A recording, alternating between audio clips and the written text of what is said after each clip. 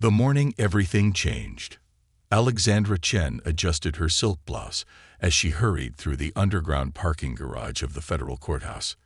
The echoes of her heels against concrete reminded her she was running late. Again. As the youngest district attorney in the city's history, and the first Asian American woman to hold the position, she couldn't afford to give her critics any ammunition. The morning had started badly when her alarm failed to go off, and now she was racing to make it to a crucial hearing. Her phone buzzed incessantly with messages from her assistant warning that Judge Harrison was already in chambers, waiting. The judge's reputation for punctuality was legendary, matched only by his intolerance for tardiness. Alex reached into her designer briefcase, searching for her security badge as she approached her assigned parking spot. Her heart stopped. The briefcase's familiar compartments yielded nothing but loose papers and her laptop. She dumped the contents onto the hood of her car, hands trembling as she sifted through the mess. The badge wasn't there. Neither was her wallet. No, she muttered, remembering now. She'd switched bags last night after dinner with her parents. Her credentials, driver's license, everything must still be in her other purse. At home. A security guard she didn't recognize was making his rounds, flashlight beams sweeping across the dim garage. Alex waved, trying to catch his attention. "Excuse me. I'm having a bit of an emergency. I'm District Attorney Chen, but I seem to have forgotten my—" "Step away from the vehicle, Mom." The guard's voice was hard, his hand moving to rest on his holster. Alex blinked, confused by his hostile tone. "There's been a misunderstanding. I work here. If you could just call up to—" I said step away from the vehicle. He advanced, speaking into his radio. "Possible car theft in progress. Level B2.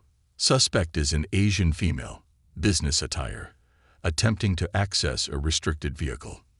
"This is my car," Alex protested, gesturing to the papers scattered across the hood. "These are my case files. I'm late for a hearing with Judge Harrison. Please, just check the vehicle registration." Two more security officers emerged from the stairwell, approaching rapidly. The first guard's expression darkened. "On your knees, hands behind your head. This is ridiculous." Alex stood her ground, though her heart hammered against her ribs. "I'm the district attorney. Call Judge Harrison's chambers. Call my office. Anyone can verify." "Last warning," the guard growled. "On your knees, or we'll put you there." Alex felt the familiar burn of humiliation and rage rising in her throat. How many times had she faced this? The assumptions, the immediate suspicion, the refusal to see past her race and gender to her position, her accomplishments, her truth. But she'd never expected it here, in her own courthouse. She slowly sank to her knees, the cold concrete seeping through her silk pants. As handcuffs clicked around her wrists, she caught sight of her reflection in her car's polished surface, her carefully crafted professional image now on its knees, being treated like a common criminal. "You're making a massive mistake," she said quietly, maintaining her composure even as they pulled her to her feet. "One you'll regret." The guard smirked. "Yeah, tell it to the judge." "Oh, I will," Alex promised. "But first, I'll tell it to the Chief Justice of the Supreme Court. He's expecting my call in exactly—" She glanced at her watch. 3 minutes. For oral arguments on the Richardson case, the one about racial profiling in law enforcement. Ironic, isn't it? The guard's smirk faltered slightly, but he pushed her forward anyway. "Book her for attempted grand theft auto and resisting arrest." As they marched her toward the security office, Alex held her head high. Other courthouse employees were beginning to arrive, their shocked whispers following her progress. She recognized several faces, clerks, paralegals, fellow attorneys, but none stepped forward to help. Their silence spoke volumes. In the security office, they photographed and fingerprinted her like any other suspect.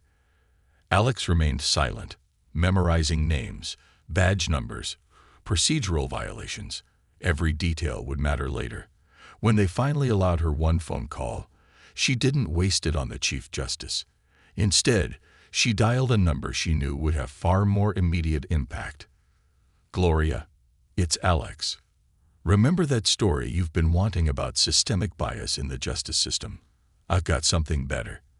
How would you like to watch the security chief and 3 guards try to explain to the press why they arrested the district attorney for trying to get into her own car?" The reporter's gleeful response was cut short as the guard ended the call.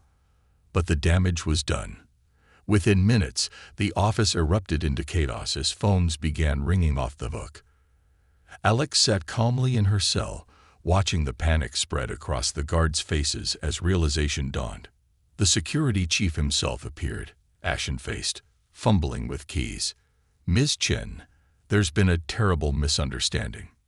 "No," Alex corrected him, standing slowly as the cell door swung open. "There's been a terrible demonstration of exactly why I became a prosecutor. To fight the kind of prejudice that makes protect and serve apply differently depending on what someone looks like." She straightened her blouse, retrieved her scattered belongings, and walked out with dignity intact. But this wasn't over. This was just the beginning of a much bigger fight. In Judge Harrison's chambers 20 minutes later, Alex delivered a perfect argument despite her ordeal. The judge, aware of what had transpired, watched her with new respect as she systematically dismantled the defense's position. She won the motion handily, but her real victory came that afternoon when she called a press conference on the courthouse steps. Standing before a forest of microphones, she told her story, not just of that morning, but of every time she'd been judged, dismissed, or endangered because of assumptions about her race and gender. "Today, I was handcuffed in the building where I serve justice," she concluded. "Tomorrow, I'll be announcing a comprehensive review of security protocols and bias training across our entire judicial system. Because no one, attorney or citizen, official or ordinary person, should ever have their dignity stripped away based on how they look." The story exploded across social media.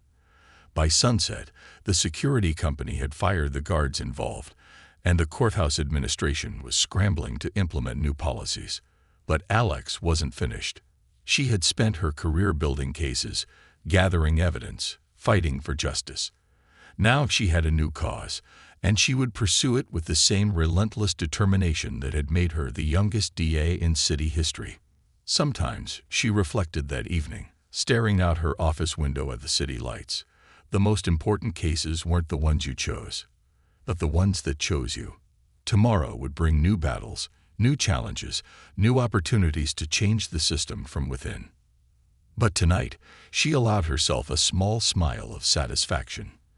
Because today, she had turned humiliation into triumph, prejudice into purpose. And that was just the beginning. Ripples and repercussions. The morning after her arrest, Alexandra Chen arrived at her office to find an elaborate flower arrangement blocking her door. The card read simply, "My sincerest apologies, Judge Harrison." She moved the flowers aside with her foot and unlocked her office, where her assistant Marcus waited with an expression that mixed concern and excitement.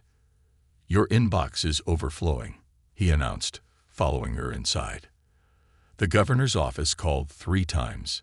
CNN wants an exclusive. The ACLU is begging you to speak at their conference next month. Oh, and there's a protest forming outside the courthouse." Alex set down her briefcase, not the one from yesterday, and turned to face him. "Protest. Law students. About 200 of them. They're calling it Stand with Chen. It's trending on Twitter."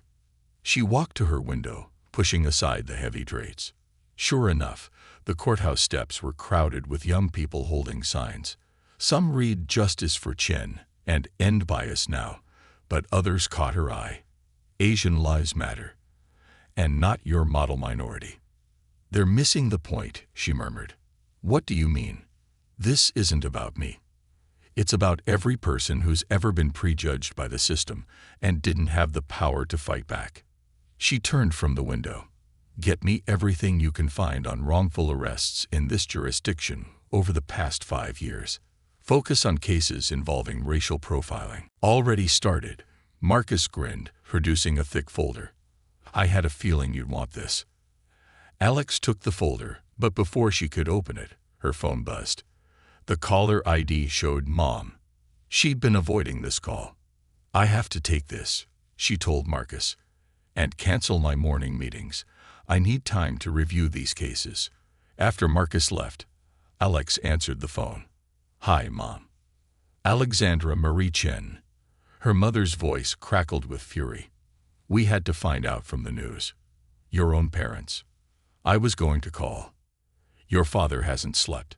He's been up all night calling his friends at the Bar Association, demanding action. And now I see you on TV, making speeches, drawing attention. This isn't safe. Alex sighed, remembering similar conversations from law school. Her parents had fled political persecution in China, rebuilding their lives from nothing. They'd wanted her to become a doctor, safe, respected, invisible. Mom, I'm fine. This is my job. Your job is prosecuting criminals, not starting revolutions. We didn't come to this country so you could. Exactly, Mom. You came here for justice. That's all I'm fighting for. A long silence followed. When her mother spoke again, her voice was softer. You're so much like your grandfather. He was a judge in Shanghai, before everything changed. He never backed down either. Alex blinked back unexpected tears. Her grandfather had died in prison during the Cultural Revolution, but her mother rarely spoke of him. I have to go, Mom. I'll call tonight. Okay. After hanging up, Alex dove into the case files. Hours passed as she built a spreadsheet, tracking patterns of discriminatory arrests. The data told a damning story, one that went far beyond her personal experience. A knock at her door interrupted her work. Come in. The door opened to reveal William Barrett, the courthouse's chief of security. He clearly dressed carefully for this meeting. Suit pressed, tie straight, shoes shined. His discomfort was obvious. Ms. Chen, thank you for seeing me. Mr. Barrett. Alex gestured to a chair, but remained standing herself. I assume this is about yesterday's incident.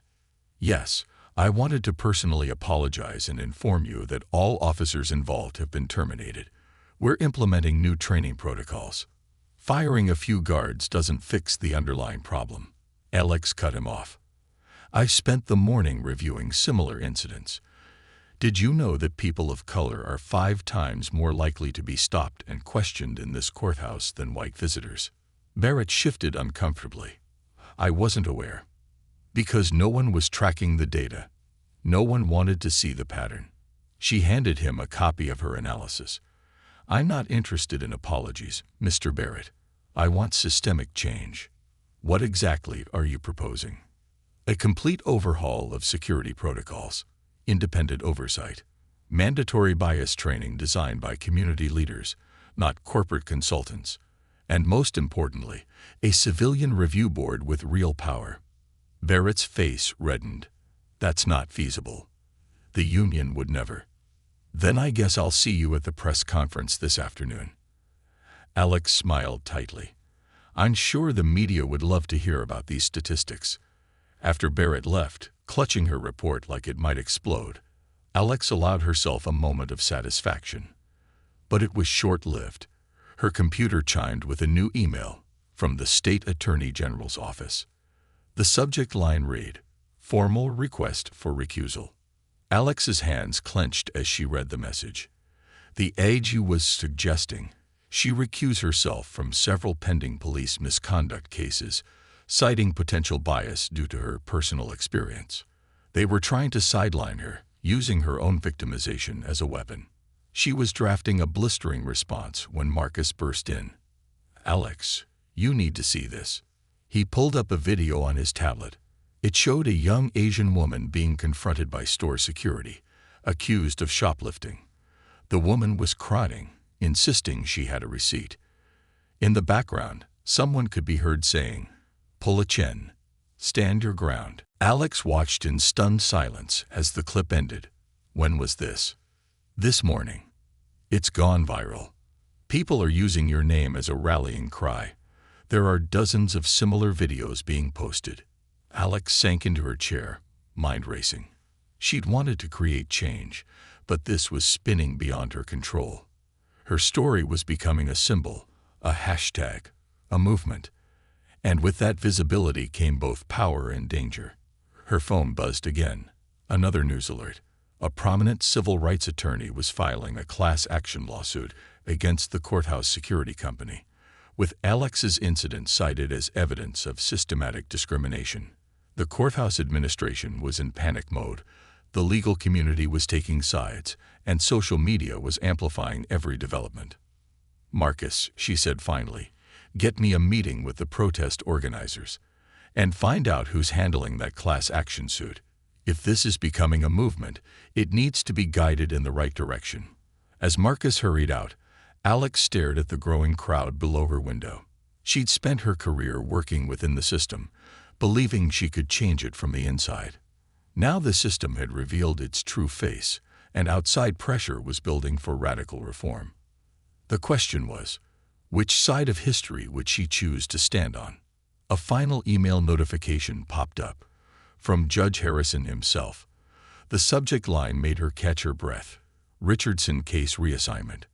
She opened it with trembling fingers. The Richardson case, the one she'd mentioned yesterday during her arrest, was the biggest police reform case on their docket. Harrison had been expected to recuse himself due to his law enforcement connections. Instead, he was staying on the case, and his email contained just one sentence. "Sometimes it takes experiencing injustice personally to understand how to fight it properly." Alex smiled, cracked her knuckles, and began to type. She had work to do. Lines in the sand.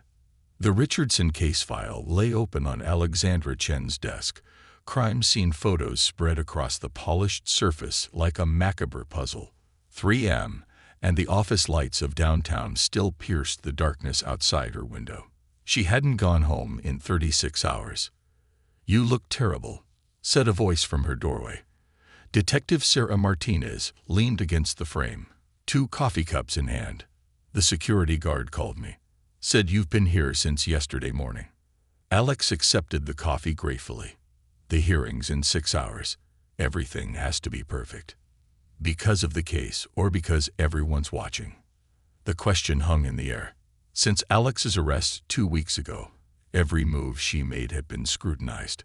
Conservative media painted her as an activist masquerading as a prosecutor. Progressive outlets wanted her to be their champion. The truth, as always, was more complicated. Both, she admitted. The Richardson case could change everything. Real oversight, actual consequences for officers who abuse their power. But one mistake, one slip-up, and it all falls apart. Sarah pulled up a chair, studying the photos.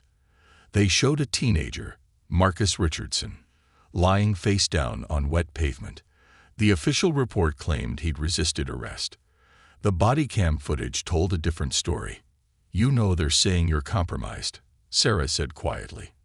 "That your experience makes you biased against law enforcement. Funny how living through injustice makes you biased against it." Alex shuffled through her notes. "How's the department taking it?" Sarah's expression tightened. As one of few Latina detectives in the force, she walked a careful line. "It's tense. Some officers support what you're doing. Others, let's just say I'm glad I'm not working patrol right now." She gestured to the restaurant behind her. "My parents came to this country with nothing but hope for justice and a belief in the American dream. They built this business while facing discrimination, harassment, and hatred, but they never gave up. And neither will I." Her phone buzzed. A message from Marcus. The judge had seen the news. He was delaying the hearing 24 hours. A small victory, but Alex wasn't finished. "To those responsible for this attack, know this: you've only strengthened my resolve. Every act of intimidation, every threat, every attempt to silence us will be met with louder calls for justice. We will not back down. We will not be silent. And we will not rest until every person in this city feels safe and protected by the law, not threatened by it." As she finished speaking, The sun began to rise over the city skyline. Her father was already directing volunteers who'd shown up to help clean. Her mother spoke quietly with Sarah, probably sharing security camera access. The community was rallying, but Alex's mind was already racing ahead. The hearing was delayed, giving her time to incorporate this incident into her argument. The internal affairs reports held the key to something bigger, and somewhere out there, people were getting desperate enough to resort to violence. She pulled Marcus aside. "Get me everything you can find on Captain Reynolds. Financial records, property holdings, everything. You think he's involved in this. I think this goes higher than a few angry cops, and I think it's time we found out just how high." As she walked back to Sarah's car, Alex's phone buzzed again. An unknown number, but she answered anyway. "Ms. Chen." The voice was distorted, deliberate. "Back off the Richardson case. Next time, it won't just be windows we break." Alex clicked record on her phone. "Who is this?" A friendly warning. "You're not the only one with access to internal affairs records." The line went dead. Alex stood still for a moment, then forwarded the recording to Sarah. The game had changed. Now it wasn't just about justice. It was about survival. And Alexandra Chen intended to survive. More than that, she intended to win. Shadows and secrets. Captain James Reynolds adjusted his tie in the courthouse bathroom mirror, rehearsing his testimony one final time.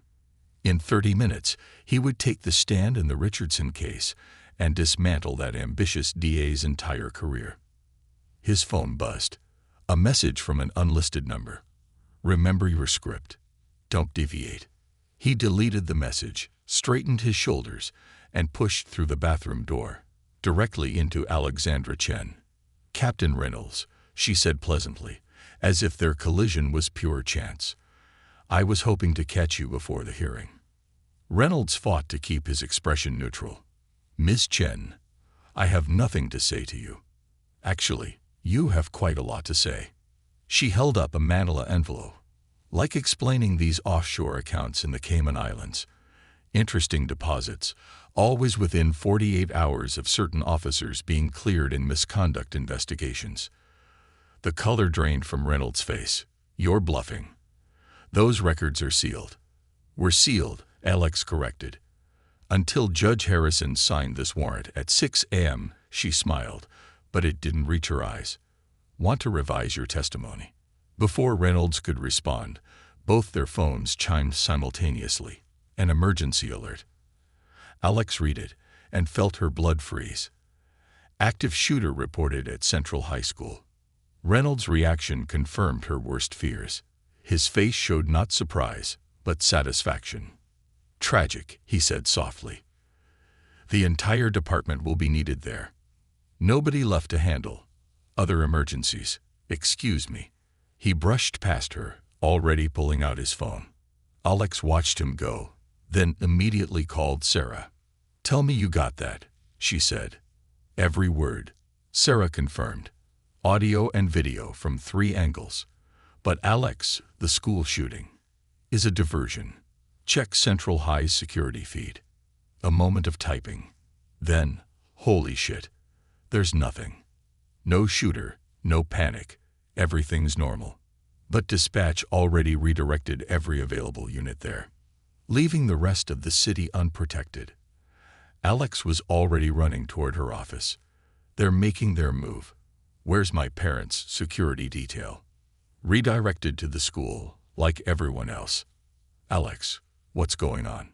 "It's a setup." Reynolds knew about the fake shooting because he helped plan it. "They're clearing the board for something big." She burst into her office, where Marcus was already pulling up traffic cameras. "Find my parents. Now." But it wasn't just her parents she was worried about. As she watched, Marcus's screen showed police units abandoning their posts across the city. The courthouse itself was emptying, security personnel responding to the phantom threat. Her phone rang. "Judge Harrison." "Chen, we need to delay the hearing with this emergency." "No," she cut him off. "That's what they want." "Judge, I need you to listen carefully. Lock your chambers. Don't let anyone in, no matter what they say. This isn't about the school." A pause. "You think it's about the case. I think it's about covering up something much bigger. The Richardson case was just the thread that led us to it." She turned to another screen showing financial records. Every major police misconduct case in the last decade. The same pattern. Evidence disappears, witnesses recant, officers get cleared, and money moves through a maze of offshore accounts. "A protection racket," Harrison said slowly. "Bigger. A system of organized corruption reaching into every level of law enforcement. Reynolds is just the middleman. But today they're playing their hand." She checked her watch. "Judge, I need you to reconvene the hearing immediately." Before, an explosion rocked the building. Emergency alarms blared. "Fire in the evidence room," Marcus reported, checking alerts. "Chemical fire. They're evacuating the building." Alex's mind raced. The evidence room, where all the original documents for the Richardson case were stored, along with every other case file that could expose the corruption network. "Detective," she barked into her phone. "Get ESU to my parents' restaurant. Now." "Already gone," Sarah replied. "But Alex, you need to get out of there. The fire is a cover. They're destroying evidence." She turned to Marcus. "Tell me you backed everything up." He nodded. "Triple redundancy. Off-site servers, cloud storage, and physical copies in a safety deposit box. Plus everything Sarah gave us about Reynolds." Another explosion, closer this time. Smoke began seeping under the office door. "Ms. Chen," a voice called from the hallway. "Security. We need to evacuate." Alex recognized the voice, one of the new guards hired after her arrest. But something was off about his tone. "Back door," she whispered to Marcus, grabbing her laptop. "Now." They slipped out through her private entrance just as her office door burst open. Through the gap, she saw men in security uniforms but carrying non-standard weapons. Not evacuation teams, elimination teams. "They're shooting up the evidence room," Sarah reported in her ear. "Real ESU is stuck in traffic halfway across town. Whoever these guys are, they're professionals." Alex and Marcus crept through back corridors, the building's emergency lighting casting everything in a red glow. Smoke made it hard to see more than a few feet ahead. "Your parents are secure," Sarah continued. "I've got them in a safe house. But Alex, there's something else." Kevin Chen's autopsy report. The original just vanished from the medical examiner's database. "They're cleaning house," Alex realized. Everything that could expose them, everyone who could testify. Judge Harrison, secure in his chambers with 3 deputies I trust, but the courthouse is swarming with fake security.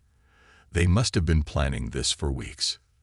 They reached the parking garage, but Alex pulled Marcus back before he could step out. 2 men in tactical gear were watching the exits. "We need a distraction," she whispered. Marcus grinned and pulled out his phone. "Remember those protesters from 2 weeks ago? They never really left. They just formed a rapid response network." He typed rapidly. "And they're about to earn their hashtag." Within minutes, the sound of chanting filled the air. Hundreds of voices, getting closer. The tactical team turned toward the noise, trying to decide how to handle a crowd of witnesses. "Now," Alex commanded, and they ran for her car. As they peeled out of the garage, Alex glimpsed the scene in her rearview mirror. Law students, community activists, and ordinary citizens had surrounded the courthouse, phones recording everything. The fake security teams couldn't risk opening fire into that crowd. "Sarah," she called, "please tell me you're recording their response to a peaceful protest, every angle." And guess who just showed up? Captain Reynolds, trying to order the real police to disperse the crowd. His exact words were, "Clear these people out before they see too much." Alex allowed herself a grim smile. Send that footage to every news outlet in the city. Then get me everything you have on the shell companies linked to those Cayman accounts. Names, dates, connections. Already on it. But Alex, some of these names. We're talking judges, politicians, business leaders.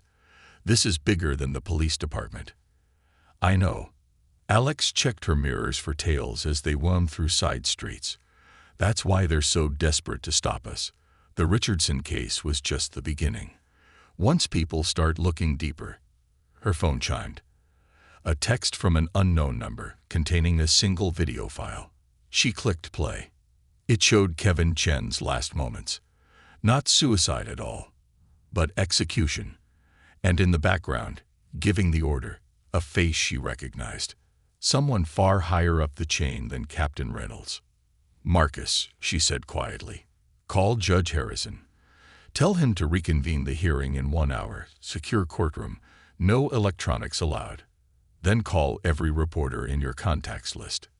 What's the story? Alex watched the city scroll past her window, remembering every person who'd been victimized by this corrupt system. Her parents, Kevin Chen, Marcus Richardson, countless others whose stories had been buried. The story is that today, everything changes. Today, we burn it all down and start over. Because sometimes, she realized, justice required more than working within the system. Sometimes you had to break it apart to build something better. Her phone buzzed again. Her mother. Be careful, Bao Bai, she said without preamble. Your father thinks he saw someone watching the house before the restaurant attack. A woman with a camera. Alex's hands tightened on the steering wheel. A woman with a camera, just like the one who'd been outside her office last week, and the courthouse the day before. They weren't just up against corrupt cops. This was something bigger, something that had tendrils throughout the city's power structure.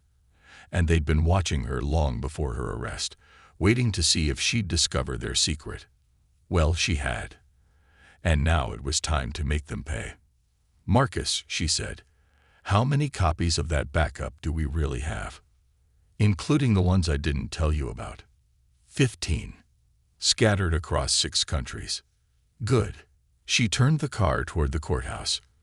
Because we're going to need every single one. The sun was setting over the city, casting long shadows between the buildings. Somewhere in those shadows, Alex knew, powerful people were realizing their carefully constructed system of corruption was about to come crashing down. Let them worry, she thought. Let them scramble to cover their tracks, because when the sun rose tomorrow, nothing would be hidden anymore. She just had to survive until then. The price of truth. The secure courtroom felt like a fortress. U.S. Marshals, personally vetted by Judge Harrison, stood guard at every entrance. No phones, no electronics, no chances for interference. Alex watched from the prosecution table as Captain Reynolds shifted uncomfortably in the witness stand. His earlier confidence evaporated. Let the record show, Judge Harrison intoned, that this emergency session was called following attempts to destroy evidence pertinent to the Richardson case and related matters. He fixed Reynolds with a steely gaze. Captain, you are still under oath. Reynolds tugged at his collar. Your Honor, I don't see why. Show him Exhibit C. Alex interrupted, nodding to Marcus. Her assistant approached with a thick binder, one of their many backups. As Reynolds flipped through the pages, his face went from pale to ashen. Bank records, surveillance photos, transcripts of conversations he thought were private. But most damaging of all, a complete audit of every police misconduct case he'd helped bury. This is circumstantial, he stammered. You can't prove. Page 394, Alex said quietly. The night Kevin Chen died. Reynolds' hands shook as he turned to the page. His eyes widened at the high-resolution photos showing him entering Chen's apartment building. Time-stamped. Irrefutable. Captain Reynolds. Alex stood, approaching the witness stand. Would you like to explain why you visited Officer Chen just hours before his supposed suicide? Or should we play the audio? Suddenly, the courtroom doors burst open. A woman in an expensive suit strode in, flanked by 2 men who practically screamed federal agents. "This hearing is suspended," the woman announced. "National security concerns." Alex felt her heart skip. She recognized the woman from surveillance photos. Catherine Hawthorne, deputy director of the FBI's criminal division, and according to Kevin Chen's final video, the one who'd ordered his death. Judge Harrison's gavel cracked like a gunshot. "This is my courtroom, Ms. Deputy Director Hawthorne, FBI. And this goes far beyond a local police corruption case." She fixed Alex with a cold stare. "Ms. Chen has inadvertently stumbled onto a classified federal investigation. Her amateur sleuthing could compromise years of work." Alex almost laughed. It was clever. Paint her investigation as interference in federal matters. Classify all the evidence. Bury everything under layers of national security. But she anticipated this. "Marcus," she called. "Exhibit D." Her assistant wheeled in a TV monitor, the only electronic device allowed in the room. He pressed play. The screen showed Hawthorne in a parking garage, meeting with known crime figures. Money changing hands. Orders being given. The audio was crystal clear. "Richardson knows too much. Make it look like a gang hit. Then have Reynolds handle the investigation." Hawthorne's composure cracked. "That recording is inadmissible." "In federal court, maybe," Alex cut in. "But this is a state hearing. And that's just a copy. The original, along with everything else we've uncovered, was just released to every major news outlet in the country." As if on cue, phones began buzzing in pockets throughout the courtroom. The marshal's phones allowed for emergency communications. Breaking news alerts. Hawthorne's face contorted. "You have no idea what you've done. The people I work for are exactly who we're after," Alex finished. "This was never just about police corruption, was it? It's about who benefits from it. Politicians who get kickbacks from private prisons, corporations that use prison labor, federal agencies that need plausible deniability for their dirty work." She turned to Judge Harrison. "Your Honor, I move to enter into evidence the complete contents of Kevin Chen's Deadman switch. Documents he arranged to release upon his death, which we've spent weeks verifying." Harrison nodded. "Granted." "You can't do this," Hawthorne snarled. "Do you know how many careers you'll destroy? How many operations you'll compromise? Operations like framing innocent people, like ordering murders." Alex stepped closer. "Like using corrupt cops to do your dirty work while pretending to investigate them." The courtroom doors opened again. This time, it was Sarah Martinez leading a team of internal affairs investigators. The real ones, not Reynolds' compromised unit. "Deputy Director Hawthorne," Sarah announced, "you're under arrest for the murder of Officer Kevin Chen." What happened next seemed to unfold in slow motion. Hawthorne reached into her jacket. The marshals drew their weapons. One of her federal agents grabbed for something in his ankle holster. "Gun," someone shouted. Alex dove for cover as the first shots rang out. Glass shattered. People screamed. She caught a glimpse of Marcus pulling Judge Harrison to safety behind the bench. When the smoke cleared, one of Hawthorne's men was down, the other in handcuffs, but Hawthorne herself had vanished in the chaos. "Lock down the building," Sarah commanded, helping Alex to her feet. "Are you okay?" "Fine." Alex brushed off glass shards. "But we need to move. If Hawthorne's running, it means—" Her phone rang, one of the few allowed to remain active. It was her mother. "They're here," her mother whispered. "Men in suits. They say they're federal agents, but—" The line went dead. Alex felt the world tilt. Everything they'd uncovered, every piece of corruption they'd exposed. It had all been building to this.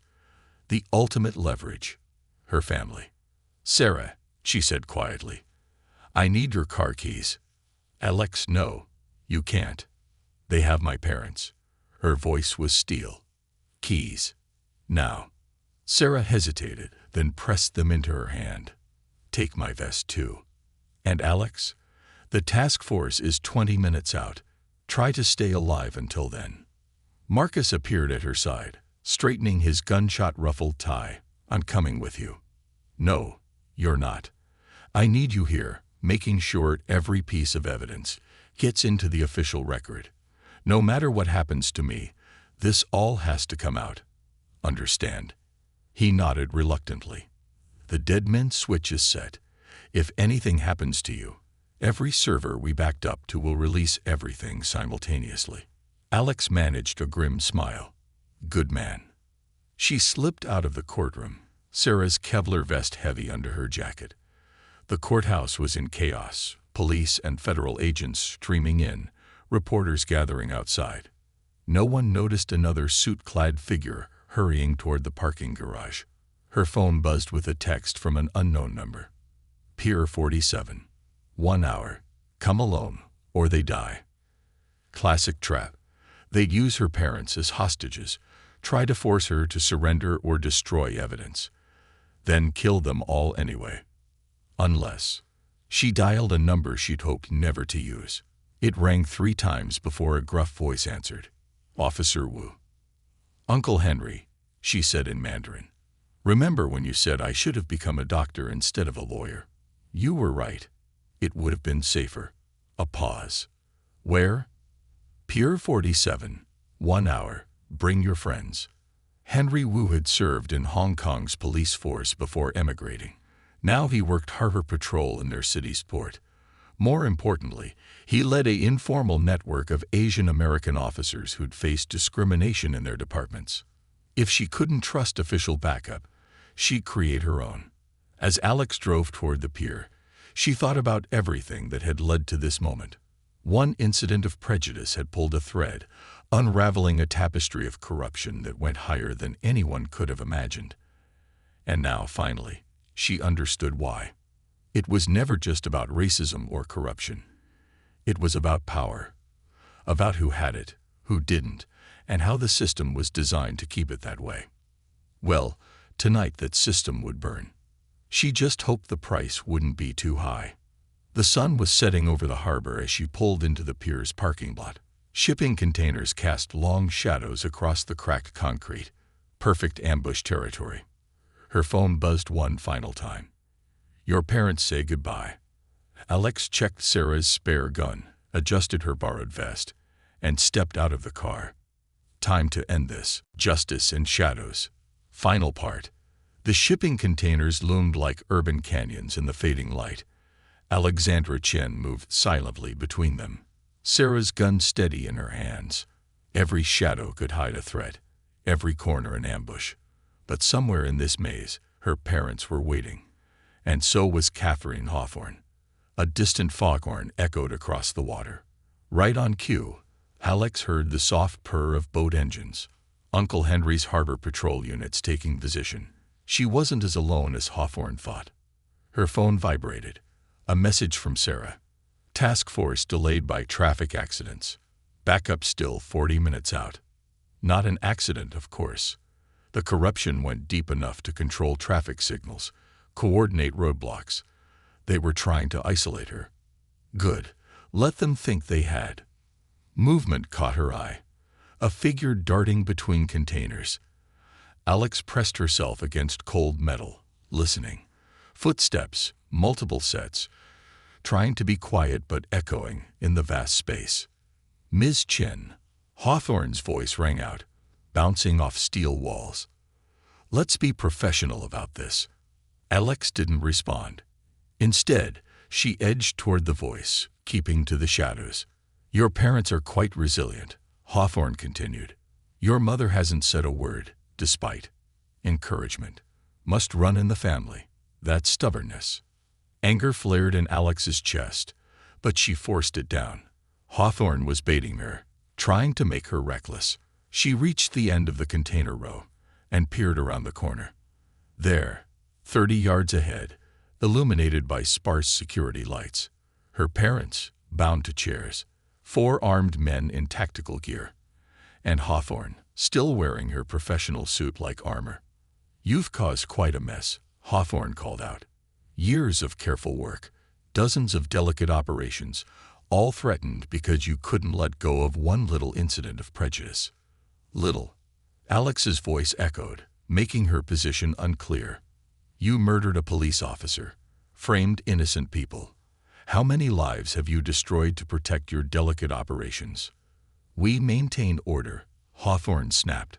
Sometimes that requires sacrifice. You should understand. Your parents fled chaos in China. They know the price of disorder. Alex's mother suddenly spoke, her voice clear and sharp in Mandarin. We fled people like you. One of the guards backhanded her. Alex spit back a cry, her finger tightening on the trigger. Don't be stupid, Hawthorne warned. You're surrounded. The evidence is gone. We've already scrubbed most servers. All you're doing now is ensuring your parents die painfully instead of quickly. Alex smiled in the darkness. You really should have checked all the servers.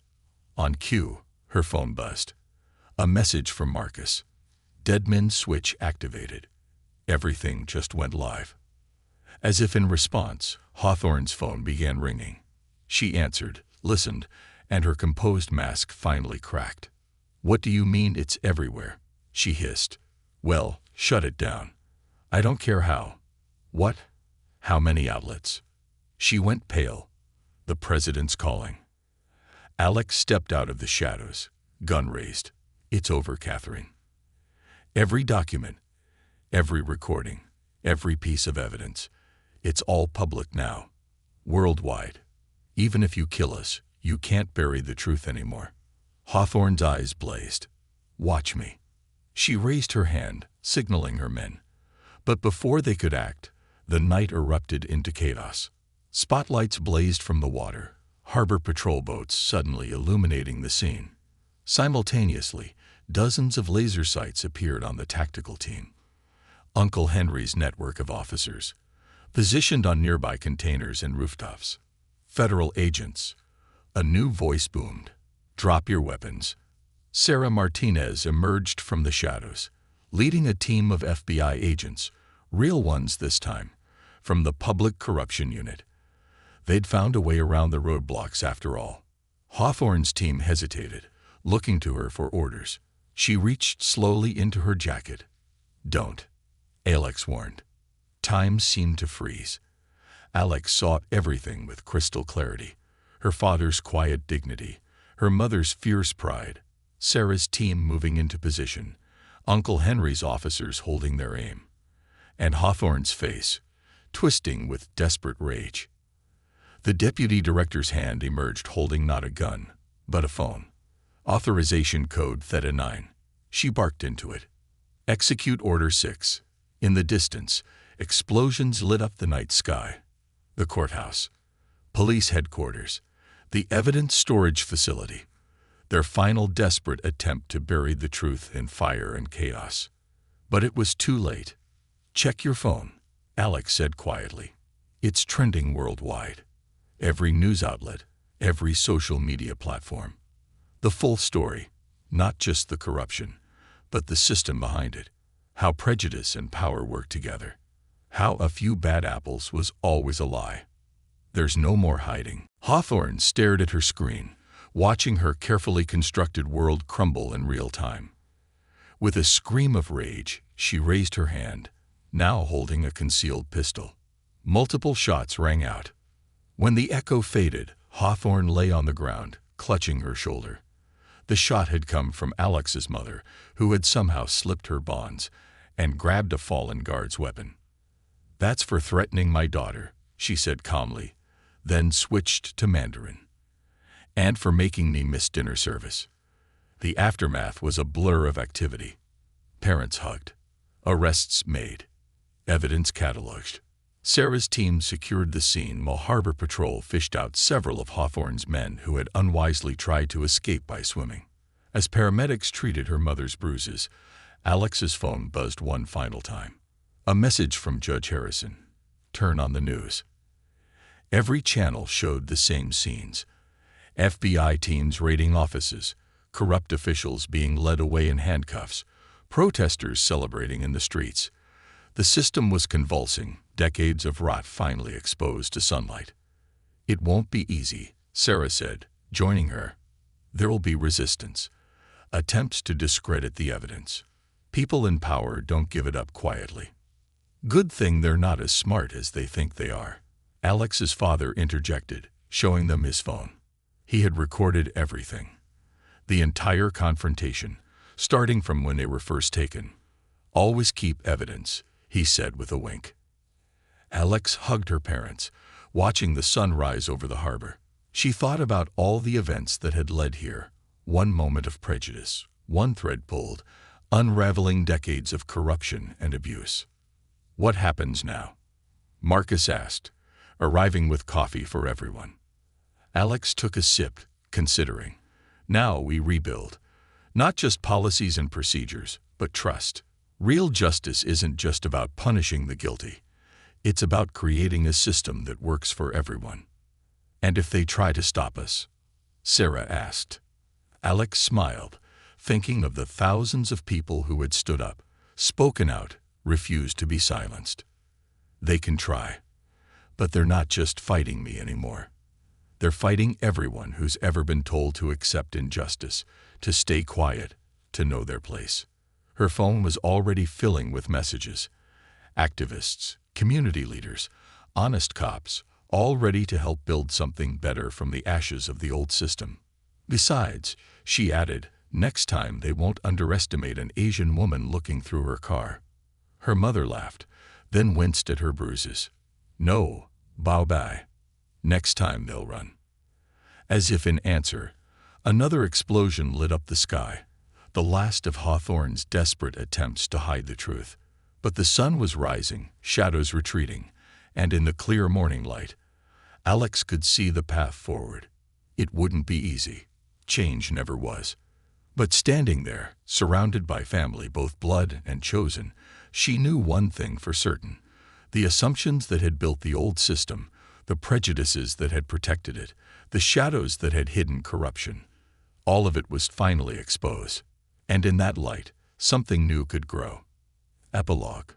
6 months later, Alexandra Chen stood at a podium, cameras flashing as she announced the indictment of 3 federal judges, 2 senators, and a network of officials who had profited from decades of corruption. Behind her stood a diverse coalition. Community leaders, reformed police officers, activists, and ordinary citizens who had fought for change. Sarah led the new Civil Rights Division. Marcus headed a transparency initiative. Uncle Henry's network had become an official advocacy group for minority officers. And in the front row, her parents beamed with pride. Their restaurant had become a meeting place for reformers and activists, serving democracy with a side of dumplings. The system wasn't perfect. No system ever could be. But it was better. More just. More transparent. As Alex fielded questions from reporters, she caught a glimpse of her reflection in the courthouse windows. She saw not just herself, but everyone who had ever been judged, dismissed, or underestimated because of how they looked. "Ms. Chen," a reporter called out, "what do you say to people who claim these reforms go too far?" Alex smiled, thinking of all the battles still ahead. "I say what my mother always told me. Justice isn't about going too far. It's about going forward. And we're just getting started." The end. "They're slowing response times in certain neighborhoods," Alex stated. It wasn't a question. Selective enforcement. Sending a message. "I can't prove it. But you know it's happening." Sarah nodded slowly. "Be careful, Alex. This goes deeper than a few racist guards. You're challenging the whole system now." "Good." Alex stood, walking to her whiteboard where a complex timeline was mapped out. "Because the system needs challenging. Did you bring what I asked for?" Sarah produced a USB drive. Internal affairs reports from the last decade. "If anyone finds out I gave you these." "They won't." Alex plugged in the drive. "But if they do, I'll protect you. Like you protected Kevin Chen." Alex's hands froze over her keyboard. Kevin Chen. No relation. Had been a whistleblower cop who'd come to her 6 months ago with evidence of widespread misconduct. She promised to protect him. 2 weeks later, he'd been found in his car with a self-inflicted gunshot wound. At least, that's what the official report said. That was different. Alex said quietly. I didn't have the influence then that I have now. And what makes you think your influence will last? The media circus will move on. The protesters will go home. Then what? Then we make sure the changes we implement are permanent. Alex pulled up the files, eyes scanning rapidly. Look at this pattern. Every time an officer was accused of excessive force, the same names appear in the investigation, the same supervisors clearing them. It's a network. Sarah leaned in, frowning. Captain Reynolds' signature is on almost all of these. The same Captain Reynolds who's testifying against us in the Richardson case. Alex smiled grimly. Interesting coincidence, isn't it? A knock interrupted them. Marcus stood in the doorway, looking apologetic. Sorry to interrupt, but you need to see this. He handed Alex his tablet. On the screen was a social media post going viral, a photo of Alex's parents' restaurant, its windows shattered, walls spray-painted with slurs. The caption read, "Race traitors get what they deserve." Alex's coffee cup cracked in her grip, hot liquid spilling across the desk. Sarah quickly moved the case files while Marcus grabbed paper towels. When? Alex demanded. About an hour ago. Your parents are okay. Marcus added quickly. They weren't there. But they will be in 3 hours when they open for breakfast. Alex finished. She grabbed her coat. Call CSU, get them to process the scene. I want every camera in a 5-block radius checked. Already done, Sarah said, keys in hand. I'll drive. The ride to the restaurant was tense. Alex made calls. To her parents. No answer. To the police chief. Voicemail. To her security detail. Already en route. Her mind raced. This wasn't random vandalism. The timing, just hours before the Richardson hearing, was too perfect. They pulled up to find the street already cordoned off. Crime scene techs worked under portable lights while uniformed officers kept back a growing crowd of onlookers and early morning news crews. And there, standing in front of the ruined storefront, were her parents. Alex's mother saw her first. Bye-bye. She rushed forward, pulling Alex into a fierce hug. We're fine. We're all fine. Alex's father stood silently, staring at the graffiti.